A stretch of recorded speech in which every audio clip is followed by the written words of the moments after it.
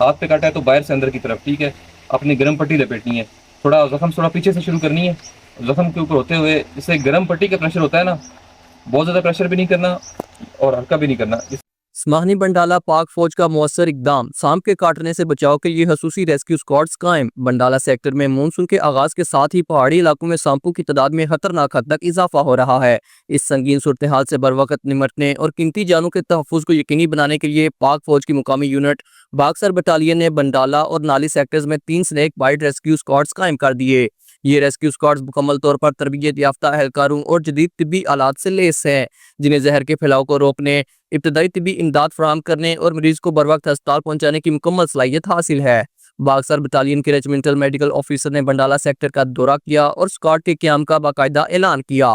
اس موقع پر ایک آگاہی لیکچر کا بھی انعقاد کیا گیا، جس میں فوجی جوانوں کے ساتھ ساتھ مقامی سول آبادی کی کثیر تعداد نے شرکت کی۔ لیکچر میں سانپ کے کاٹنے سے بچاؤ، احتیاطی تدابیر اور فوری طبی اقدامات پر روشنی ڈالی گئی۔ ریجمنٹل میڈیکل آفیسر نے دوران خطاب کہا کہ ریسکیو اسکواڈز کا قیام صرف ایک حفاظتی اقدام نہیں بلکہ پاک فوج کی عوامی خدمت اور انسانی جان کے تحفظ سے وابستگی کا عملی ثبوت ہے۔